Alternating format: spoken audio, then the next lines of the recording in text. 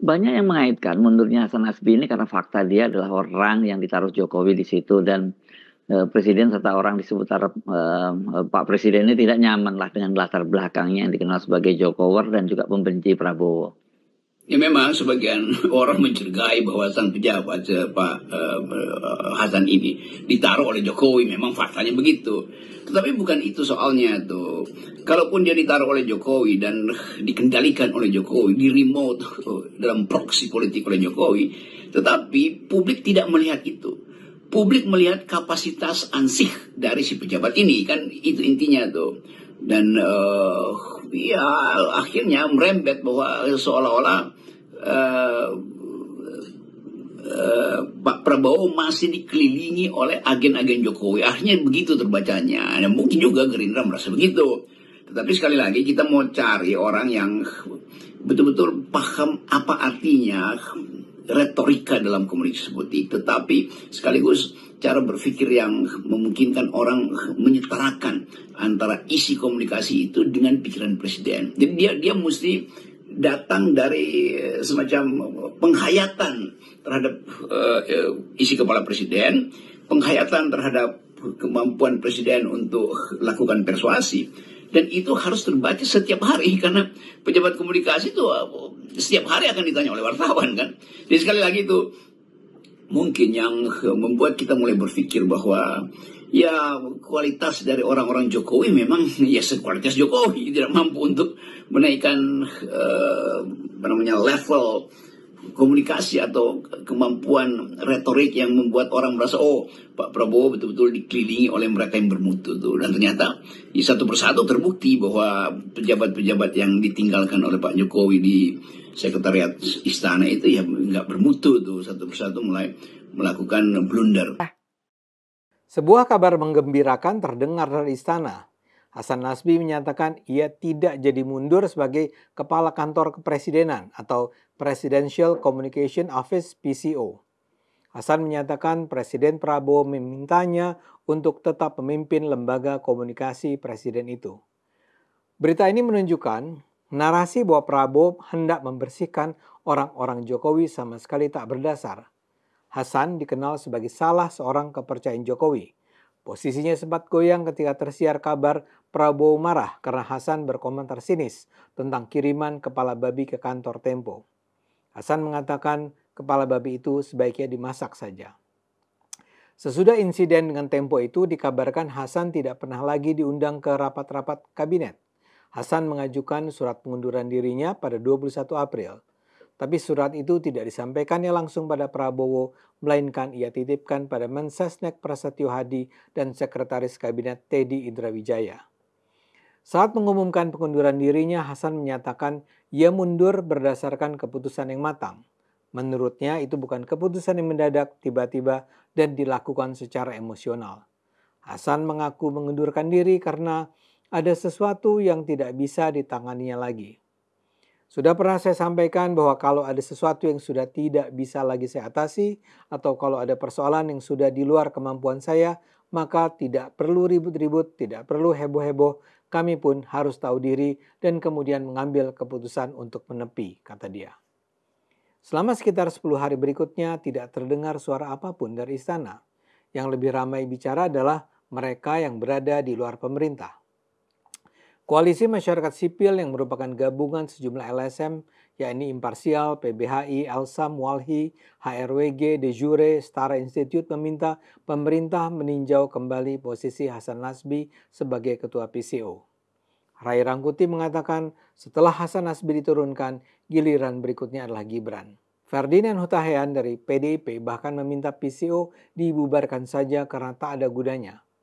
Rocky Gerung menyimpulkan Prabowo perlahan mulai mengamputasi pengaruh Jokowi dari lingkar kekuasaan. Muhammad Anas menyatakan kini Prabowo mulai tidak membutuhkan orang-orang yang dititipkan Jokowi dalam pemerintahannya sehingga hal ini bisa menjadi faktor awal perbedaan jalan antara Prabowo dan Jokowi. Komentar-komentar serupa banyak terdengar di ruang publik. Pada intinya, pengunduran diri Hasan dianggap sebagai hasil dari perintah Prabowo yang tidak ingin Hasan masih berada di lingkaran kekuasaannya. Dan Prabowo dianggap menendang Hasan karena hubungannya dengan Jokowi sudah memburuk. Kini narasi tersebut terjungkal. Terbukti bahwa Presiden Prabowo tidak ingin Hasan meninggalkan posnya. Pada 5 Mei, Hasan sudah diundang untuk menghadiri rapat kabinet paripurna. Dalam rapat itu, Prabowo memberi isyarat bahwa dia akan tetap mempertahankan Hasan. Presiden memang tak menyebut nama Hasan sekalipun, tapi dengan segera semua orang tahu bahwa ucapan-ucapan Prabowo diarahkan pada Hasan. Prabowo menyebut bahwa kesalahan dalam komunikasi bisa dimaklumi, terutama bagi pejabat yang baru menjabat. Ada menteri-menteri yang sudah senior, sudah lama pengalaman, dan ada yang baru. Ya kan? Baru menjabat, kata Prabowo. Presiden kemudian menyinggung soal juru bicara yang kesleo lidah dalam pernyataan publik. Jadi sudahlah, mungkin ada juru bicara saya kesleo. Ya namanya manusia, dia juga baru menjabat. Benar nggak tambahnya?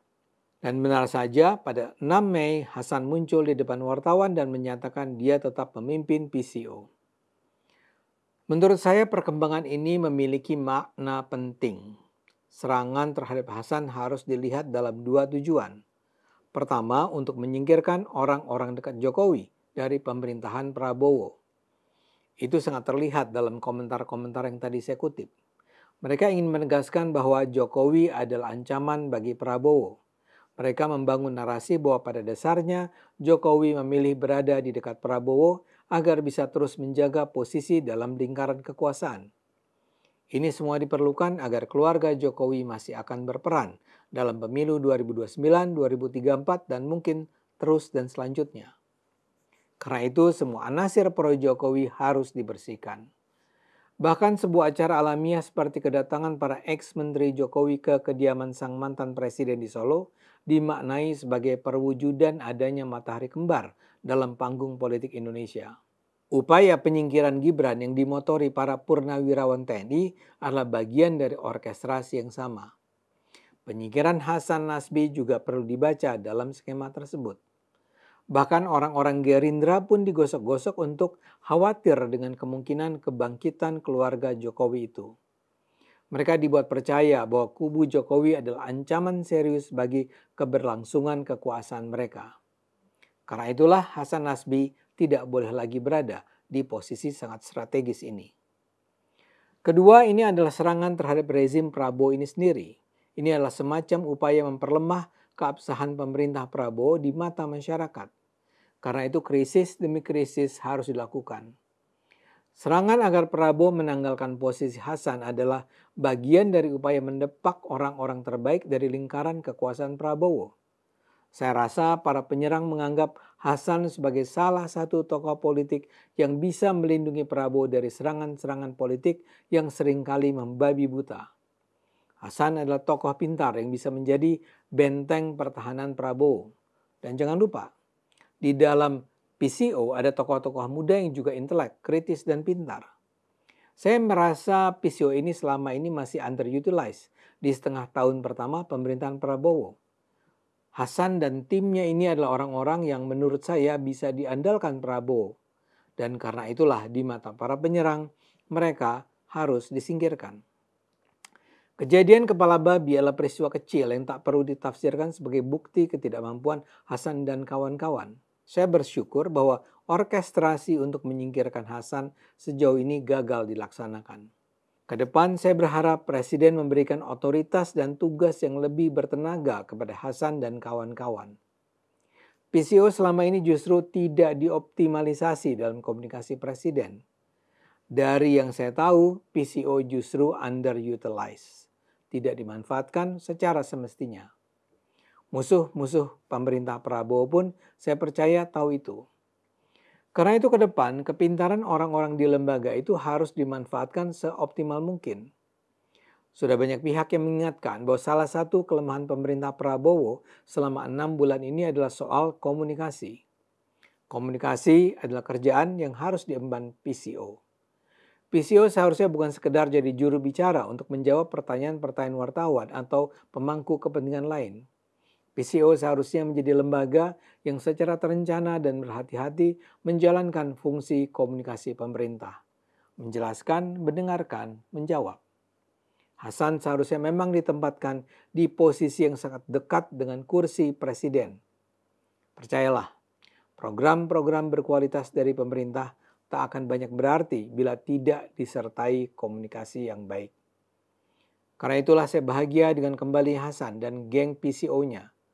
Saya percaya mereka tahu apa yang harus mereka lakukan dan bagaimana menjalankan apa yang harus dilakukan.